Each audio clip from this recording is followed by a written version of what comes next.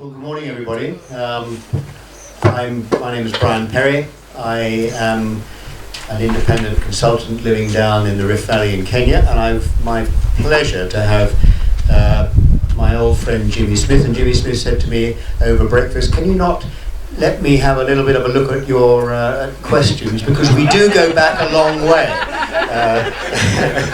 And indeed we do go back a long way. And so first of all, Jimmy, congratulations on your appointment. Is it congratulations? When we had dinner in Rome some not that long ago, you said you were very comfortable in the World Bank. You were definitely not looking for any change, and you were not going to apply for this job.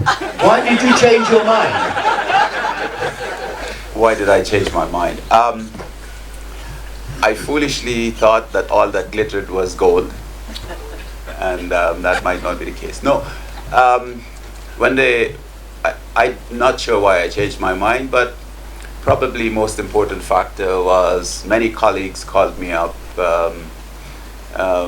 Many colleagues in the bank and outside the bank came to my office and said, you know, this is your chance to make something really important happen for livestock. I became completely seduced by that, and here I am. I'm a bit worried about the ones inside the bank that wanted you to go. Was there anything behind that? No, not at all. My relationships with the bank are as solid as ever. Okay, very good. Now, but is this a real job, or has the thunder of Ilri as an institute been stolen by these CRPs? No, it's a real job. The donors to the system have been trying for a long time to get the whole to be greater than the sum of the parts. They have tried many things. You may recall the eco-regional programs, the system-wide programs, the challenge programs. None of them seem to have done what was required to get the whole CGIR being larger than the sum of the parts. I think this is our last chance. Okay. Oh no. So will you be a figurehead, a sort of a partisan for livestock? Is that your role, to try and for the last chance? I listened to Carlos very carefully and couldn't characterize him after the end of his talk. I suppose you're going to be a mixture of all of those. Principally, we have to grow the pie. The livestock pie is too small. We can compete more aggressively to get a bigger share of a small pie, but that's not what we need. We need a big pie, and so it's both a bit of advocacy, both of trying to stimulate, motivate science to come up with the big and transformative things so that we can show an impact. So let me say, I'm going to be facilitator par excellence. Okay, now will you in fact really be reporting to Tom Randolph and Delia Grace, who are running the big programs? I mean, what's going to be the power structure in Ilri? Don't put ideas in me. Well, you've always been mischievous. You know? They've already got those ideas, Jerry. I mean, they're trying to work out what their role is with you, I'm sure. I am very clear about what my role is with them. So there is no doubt in my mind. Okay, well, it's a good partnership. We won't pursue it. What's going to change? All have been saying the last couple of days how wonderful Carlos is, and here we've got this great trajectory. Is it business as usual? You've juggled a few positions at the exterior. Is that it? No, it can't be business as usual. The CG has changed in very fundamental ways. This is probably the biggest shift in the CG modus operandi ever, and it can't be business as usual. It's a new model, so we have to adapt to that model and stay tuned. Okay, with the exception of Ross Gray, the last DG of ILRAD, the standard practice for incoming Directors General is to do a round of discussions in the offices of the staff, listen to the troubles and aspirations, and then quickly back to the bunker of the DG's office for the rest of the tenure. I hear you've already done the rounds. Is it soon time to dig in?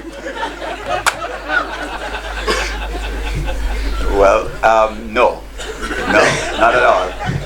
Not at all, but as I was doing the wrongs, I felt rather very much like a clinician without any medicine. But we have to get some and get some quickly. So it's not bunker time, not at all. It is making all the staff an extension of the DG's office. Okay, did you all hear that? Now, I mean, but you're a very affable, approachable chap, Jimmy. But do you also have teeth? I've never seen them. Metaphorically, I mean. Ask those who I've negotiated with. I pick my battles. I don't sweat the small stuff, but I can dig in. Don't worry. Okay.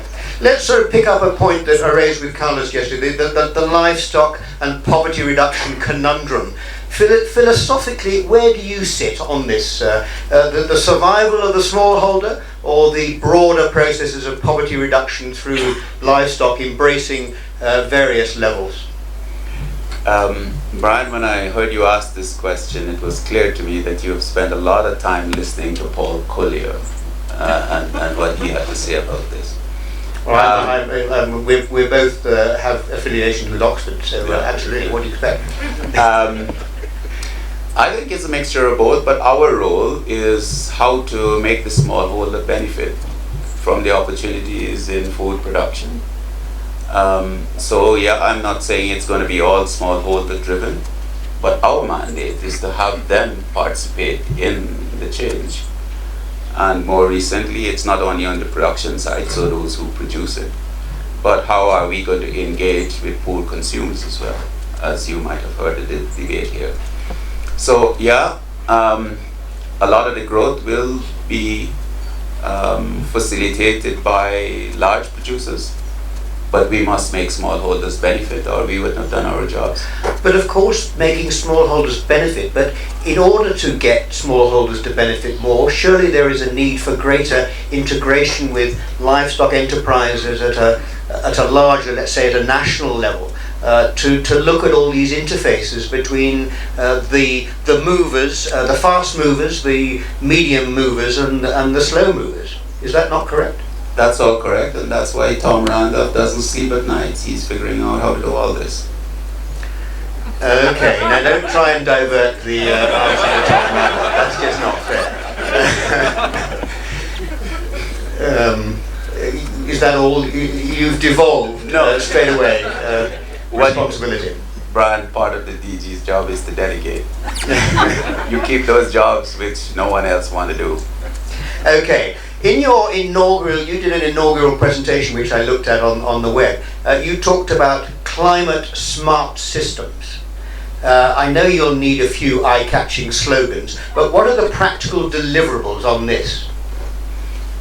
An inaugural? I don't remember doing such a thing. Maybe Well, it is. What are you referring to? It's on the website under Jimmy Smith, and it's a little presentation. That I went through. Maybe it was when you were being recruited. Anyway, you did talk about. So you've forgotten about climate smart systems. No, I haven't forgotten about it. Climate smart agricultural systems mean that we will try to reduce the footprint of livestock, so that as we expand production and productivity, cutting the footprint, reducing the footprint is an important part. But also dealing with resilience. How would livestock systems adapt to changing climate, even as we do so? So it's a slogan, a bit of a slogan, and we all need that from time to time, but there's a great deal of substance behind it. But given that ILRI is promising now deliverables and impact, what are the practical deliverables of this? Mario? The practical deliverables of all this straight away is that one of the things we say we must do to reduce poverty is to increase smallholders' productivity. By increasing smallholders' productivity, if the same cow which gives 2 liters of milk today gives 20 liters tomorrow, then we would have cut the emissions intensity per unit of animals significantly. That's a real gain. Okay, that's the sort of principle. You also talked in this about revitalizing, was your word, training as a research approach. But surely the engagement of masters, PhD and postdocs in Ilri's research has been long-standing. So what are you getting at with the revitalizing?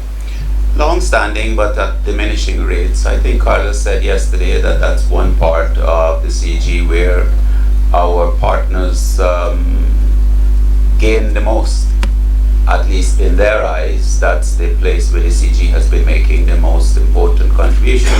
And over the years, this has declined significantly. Revitalizing means that we should fill up all these dormitories and so on with a constant stream of PhD and postgraduate people who are the youngest, fittest, most energetic, more current. I'm a historian. I did science a long time ago. I'm at best a scientific historian. Those are the innovators, so we've got to get them back into the system, and a lot more of them. You've written on the importance of agribusiness, and you were probing Carlos yesterday on the role of the private sector. Are you planning a new approach for Ilri in public-private partnerships? I don't know about a new approach, but a key part in my mind is how are we going to get our research products into development. That has been the Achilles heel of the CGI. We do good work, and we are recognized for doing that good work. But when we go around looking at what has a real impact, it's not evident on the ground. Of course, there's a dispute about where should we be having impact. Is it downstream or upstream? Wherever it is, we've got to be sure that the products we produce get into use somehow. And the private sector is possibly one means of doing that. Coming from a development bank, I've been always concerned that more of the CG products did not get funded in development projects by the bank. We invest, not we anymore, the bank, the World Bank invests about $4.5 billion every year in agriculture development in the world, about half of it here in Africa. We don't put a lot of that money into CGIAR products, at least not specifically. They're hard to discern. How can we make that happen? And these are some of the things that I've been thinking about. Excellent, that's very exciting. On Hank's accession, Ilri had some engagement in Latin America in the out of Africa phase, and then there was a very successful program in Central America, which Ilri decided it was too stretched to work in Latin America. I hear you may be reconsidering that. There was no divorce from these parts of the world, as best I could tell. This was a resource constraint. At the time when ILRI was created, resources into the CGIAR were declining and very scarce to come by. So that getting out of Africa and into other parts was essentially a resource constraint, not a benign neglect of those areas. So yes, I would like to get back to wherever there are significant portions of poor people, and they are in the Andes of Latin America and Central America. But it is going to be a matter of resource mobilization. I've been reminded of this many times. Our old board member, Sharon, some of you will remember him.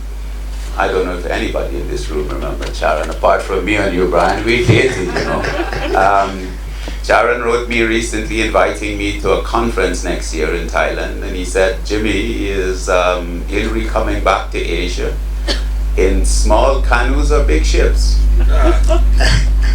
Okay, my last question, you just raised this issue of funding. On the new things that you're going to do, how are you going to address this never-ending problem of funding for ILRI? You know, I've been a researcher in the CG and other places. I have been a bilateral donor. I've been a multilateral donor. My experience in donor agencies, both at the bank and at CEDA, has been that I've never come across a really good idea that I couldn't fund or get one of my colleagues to fund. So I am of this belief, perhaps naively, but it's been my experience, that good transformative ideas get funded. And if our scientists were able to come up with those ideas, we will find the money. Very good, very confident. Jimmy, the best of luck, and thank you very much indeed. All right.